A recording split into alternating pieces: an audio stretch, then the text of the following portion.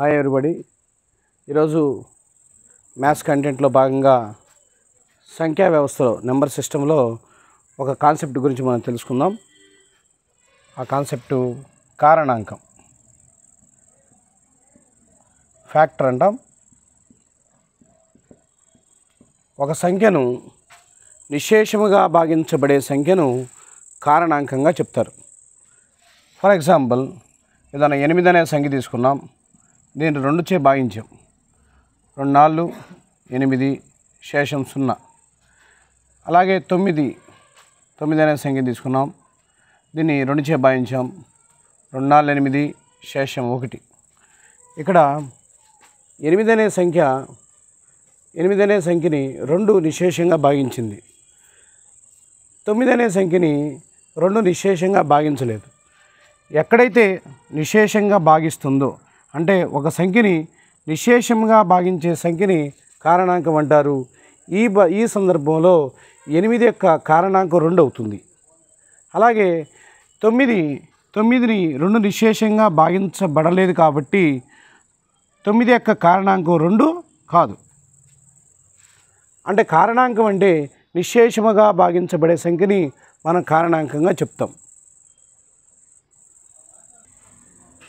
ఇప్పుడు మనం 12 అనే సంఖ్య యొక్క కారణాంకాలు కనుక్కుందాం. 12 యొక్క కారణాంకాలు. ఒక సంఖ్య యొక్క కారణాంకాలు కనుక్కోవాలంటే ఆ సంఖ్యని 1 దగ్గర నుంచి 12 వరకు భాగించాలి. 12ని 1 చేత భాగిస్తే శేషం 0 వస్తుంది. అంటే ఈ సందర్భ కారణాంకం అయిద్దో లేదో కనుక్కోవడం కోసం నేను శేషం 0 వచ్చేది భాగిస్తుందో లేదో చూస్తున్నాను. అలాగే 12ని 2చే భాగిస్తే శేషం 6 సార్లు పోతుంది, శేషం 0 వస్తుంది. 12ని 3చే భాగిస్తే 4 సార్లు పోతుంది, శేషం 0 వస్తుంది. 12ని 4చే భాగిస్తే 3 సార్లు పోతుంది, శేషం 0 వస్తుంది. 12ని 5చే భాగిస్తే 2 సార్లు పోతుంది, శేషం 2 వస్తుంది. 12ని 6చే భాగిస్తే 2 సార్లు పోతుంది, 6 2 12, శేషం 0 వస్తుంది. 12ని 7చే భాగిస్తే 1 సారి పోతుంది, శేషం 5 వస్తుంది. 12ని 8చే భాగిస్తే 1 సారి పోతుంది, శేషం 4 వస్తుంది. 12ని 9చే భాగిస్తే 1 సారి పోతుంది, శేషం 3 వస్తుంది. 12ని 10చే భాగిస్తే 1 సారి పోతుంది, శేషం 2 వస్తుంది. 12ని 11చే భాగిస్తే 1 సారి పోతుంది, శేషం 1 వస్తుంది. 12ని 12చే భాగిస్తే 1 సారి పోతుంది, శేషం 0 వస్తుంది. ఇప్పుడు నేను 12 యొక్క కారణాంకాలు కనుక్కుంటున్నాను. ఆ 12 అనే సంఖ్యని 1 దగ్గర నుంచి ఆ సంఖ్య వరకు ఉన్న సంఖ్యల చేత భాగించాను. వీటిలో ఏ సంఖ్యలు అయితే శేషం 0 వచ్చేటి భాగిస్తాయో అవి కారణాంకాలు అవుతాయి. చూడండి, ఇక్కడ 12 యొక్క కారణాంకాలు. ఇక్కడ నిశ్శేషంగా భాగించింది కాబట్టి 1 కారణాంకం, ఇక్కడ నిశ్శేషంగా భాగించబడింది కాబట్టి మరి 2 అనేది కారణాంకం. ఇక్కడ కూడా 3 కారణాంకం అవుతుంది, 4 కారణాంకం అవుతుంది, 5 కారణాంకం కాదు, 6 కారణాంకం అవుతుంది, 7 8 9 10 11 ఈ 3 ఇవన్నీ కూడా కారణాంకాలు కావు. మళ్ళా 12 కారణాంకం అవుతుంది. అంటే 12 యొక్క కారణాంకాలు మనం ఎలా రాయొచ్చు? 1 2 3 4 6 12గా రాయవచ్చు. ఒక సంఖ్య యొక్క కారణాంకాలు కనుక్కునేటప్పుడు ఆ సంఖ్యని 1 దగ్గర నుంచి ఆ సంఖ్య వరకు ఉన్న సంఖ్యల చేత భాగించాం. కానీ ఇలా భాగించడం అనేది ప్రతి సందర్భాల్లో చాలా కష్టమైన విషయం. అందువల్ల 12 యొక్క కారణాంకాలని మరొక విధంగా కూడా కనుక్కోవచ్చు. 12ని 2 సంఖ్యల లబ్ధంగా రాయగలిగితే ఆ 2 సంఖ్యలు ఆ సంఖ్య యొక్క కారణాంకాలు అవుతాయి. 12ని 1తో ప్రారంభిద్దాం. 12 12, 2తో మళ్ళా 1 తర్వాత 2 2 6 12, 2 తర్వాత 3 3 4 12. మనం ఏం చేస్తున్నామంటే 12 అనే సంఖ్యని 2 సంఖ్యల లబ్ధంగా రాస్తున్నాం. అలా రాయగలిగితే ఆ 2 సంఖ్యలు 12 కారణాంకాలు అవుతాయి. 1తో ప్రారంభించాను, 12 12, 2 1 తర్వాత 2 2 6 12, 2 తర్వాత 3 3 4 12, 3 తర్వాత 4 రాయాలి. 4 కుడివైపు వచ్చింది కాబట్టి మనం చేయాల్సిన అవసరం లేదు. ఇక 12 యొక్క కారణాంకాలు మనం రాసుకోవచ్చు. ఏమేంటంటే ఇవన్నీ కూడా 12 యొక్క కారణాంకాలు అవుతాయి. చూడండి, గమనించండి. 1 2 3 4 6 12. ఫర్ ఎగ్జాంపుల్, మనం 20 యొక్క కారణాంకాలు కావాలని అడిగాం. 20ని 2 సంఖ్యల లబ్ధంగా రాయగలిగితే అవన్నీ కూడా కారణాంకాలు అవుతాయి. 1తో ప్రారంభిస్తున్నాను. 1 20 20 2 2 10 20 3లో 20 అనే సంఖ్య రాదు కాబట్టి 3 చూడాల్సిన అవసరం లేదు.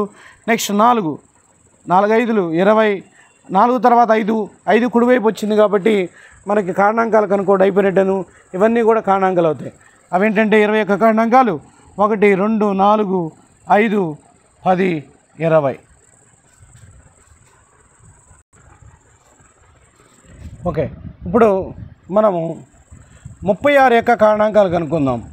ఇక్కడ గమనించండి, 36 యొక్క కారణాంకాలు 1 × 36, తర్వాత 1 తర్వాత 2 2 18 36, 2 తర్వాత 3 3 12 36, 3 తర్వాత 4 4 9 36, 4 తర్వాత 5 5లో 36 రాదు.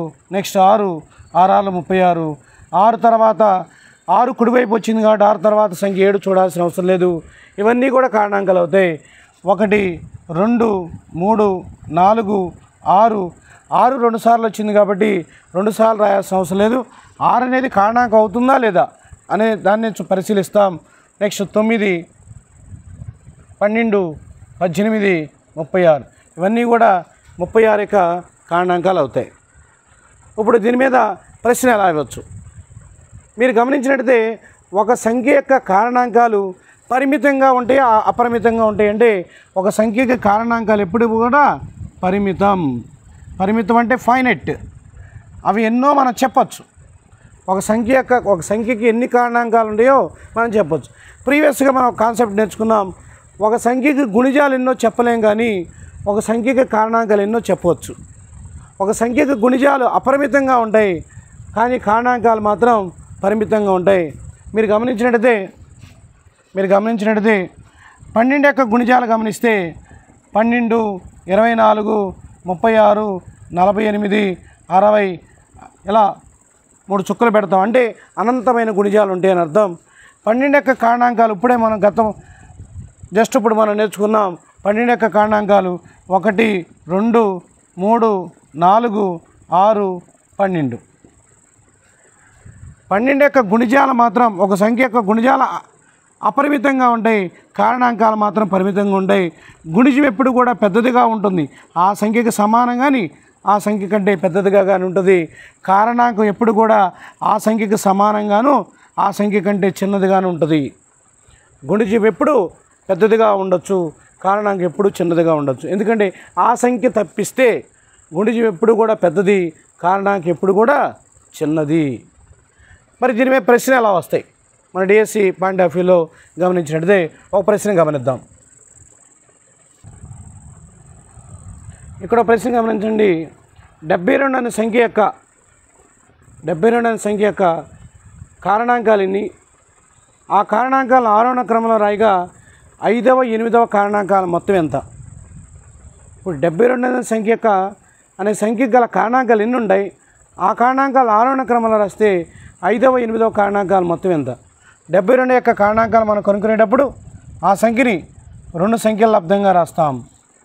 1 × 72, 2 × 36, 3 × 24, 4 × 18, 5లో 72 రాదు, 6 × 12, 7లో రాదు, 8 × 9, 8 తర్వాత 9 రైట్ సైడ్ వచ్చింది కాబట్టి చూడాల్సిన అవసరం లేదు. కాబట్టి 79 యొక్క కారణాంకాలు ఏమవుతాయి అంటే ఇవన్నీ కూడా 79 యొక్క కారణాంకాలే.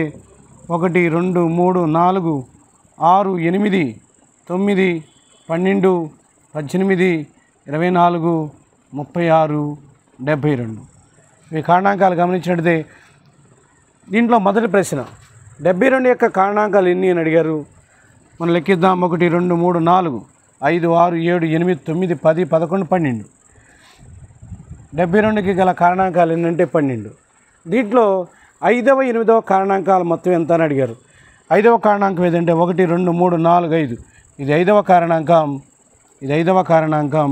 అలాగే 6 7 8 ఇది 8వ కారణాంకం. 5వ కారణాంకం 8వ కారణాంకం మొత్తం ఎంత అంటే 6 + 12 ఎంత అండి? ఆన్సర్ 18గా చెప్తాం. 72 యొక్క కారణాంకాలను ఆరోహణ క్రమంలో రాయిగా 5 8 కారణాంకాలు మొత్తం ఎంత అంటే ఇలా చెప్పొచ్చు. ఒక సంఖ్య గల కారణాంకాలు ఏంటంటే ఇలా కాకుండా మరొక పద్ధతి కూడా ఉంది. మరి ఆ నెక్స్ట్ సందర్భంలో వచ్చినప్పుడు అది కొంచెం ఈజీగా ఉంటుంది. అంటే ఒక సంఖ్య యొక్క కారణాంకాలు ఎన్నో చెప్పాలంటే వాటిని ప్రధాన కారణాంకాలు లబ్ధంగా రాసుకుని ఘాత రూపంలో రాసుకుని దాని నుంచి మనం సాల్వ్ చేస్తాం. ఆ పద్ధతి నెక్స్ట్ వీడియోలో మనం అప్లోడ్ చేద్దాం.